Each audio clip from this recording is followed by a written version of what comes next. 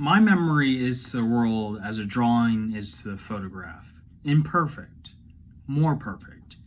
We remember what we must, what we choose to, because it is more beautiful and real than the truth.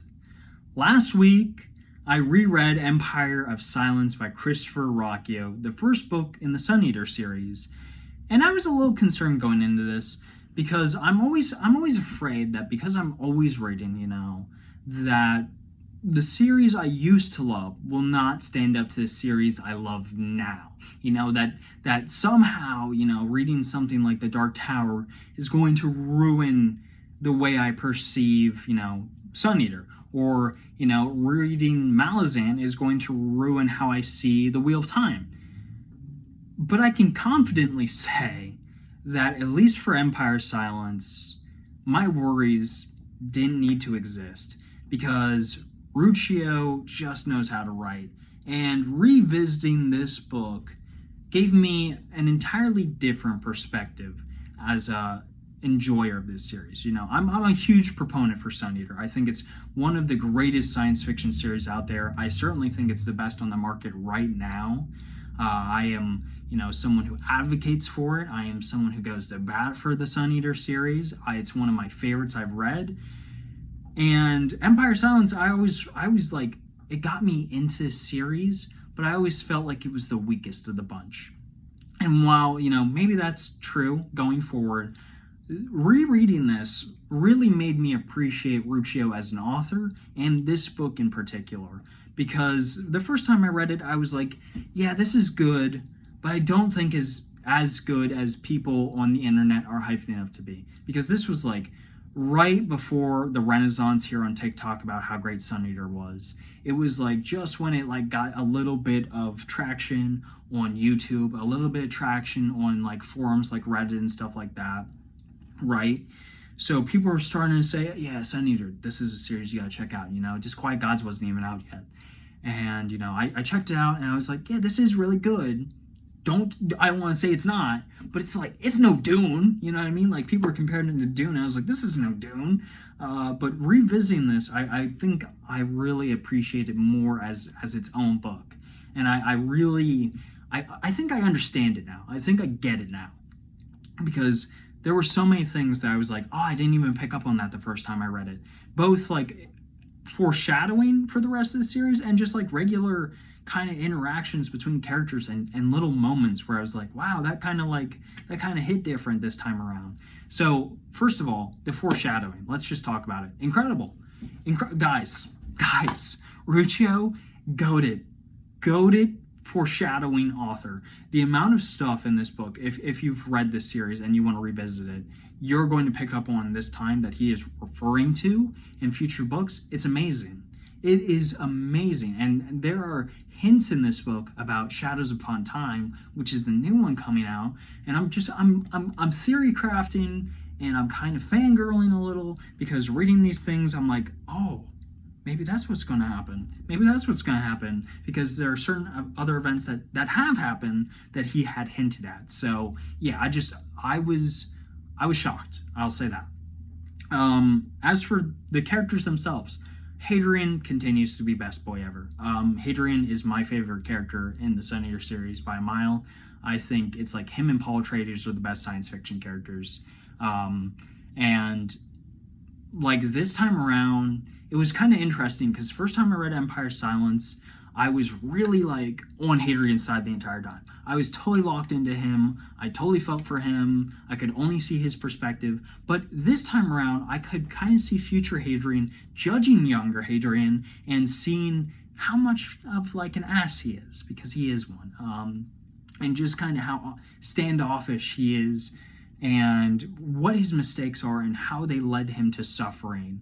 Because like it kind of, when you're reading about his experiences, you get so wrapped up in them, you just feel bad for the guy. But I think like coming back to it, you can really see older Hadrian, present day Hadrian, who's writing about, all these things, saying, yeah, I was an idiot.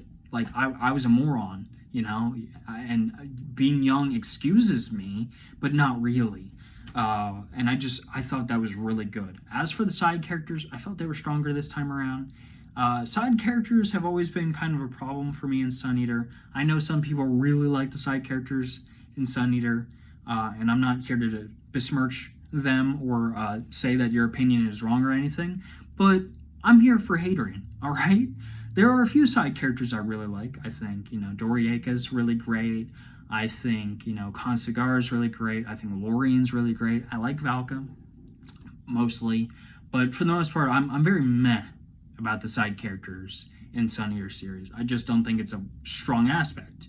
And it doesn't have to be, because that's not what I'm here for. Having said that, though, this time around, when I was reading it, I really appreciated how much attention to detail Ruccio puts into these characters. Again, still not my favorite aspect of this series. I think there are other series that do this better because it's, third person or whatever. But I will say this time around, I was more impressed. I felt like the characters had more depth to them. I felt like there were more interactions and more moments that I appreciated from those side characters that I hadn't the first time. So I will say the side characters were much, much better. And again, the world building was very good here. I did not realize how much groundwork Ruccio did in Empire Silence until now. The amount of stuff that he puts into this book is incredible.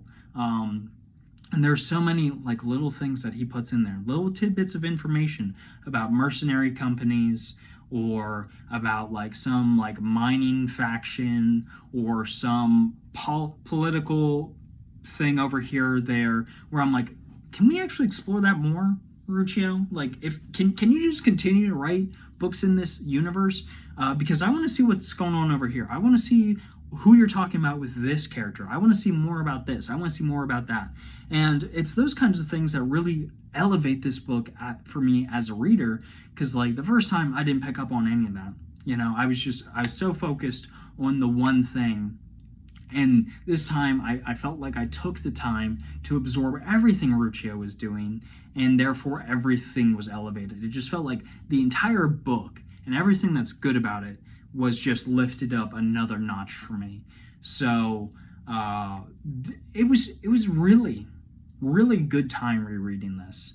And I think the fact that I enjoyed it much more this time than on an initial read makes me believe that the rest of this series is going to only get better in my mind as I go forward. Because Empire Silence, yeah, I do think it's a good book. I'm not going to say it's not. But Howling Dark was my hook, all right? Howling Dark was the book that I was like, I gotta finish this series. So I think going forward, I'm gonna be blown away, because I was very, very impressed by everything that Ruccio did here. The character work was stronger, the world building was stronger, the story itself, I felt like the story beats worked better for me. I felt like the pacing felt stronger here. I felt Hadrian was a better character here. And maybe that is because I know what's going to happen next. It could be that, but I do think I just appreciate this more as a reader. And I don't regret rereading it at all. So I'm going to give it an 8.8 out of 10. I probably could give it a 9 because I enjoyed it a lot more, but I know that this series is going to continue to improve. I want to see just how much more it'll improve. So for right now, it's an 8.8, but I could be convinced to give it a 9, but for right now, it's an 8.8. But yeah, I would highly recommend rereading Sun Eater if you're interested. I think Empire Silence deserves a reread, and I'm really looking forward to Howling Dark in June. I'm very, very excited for that.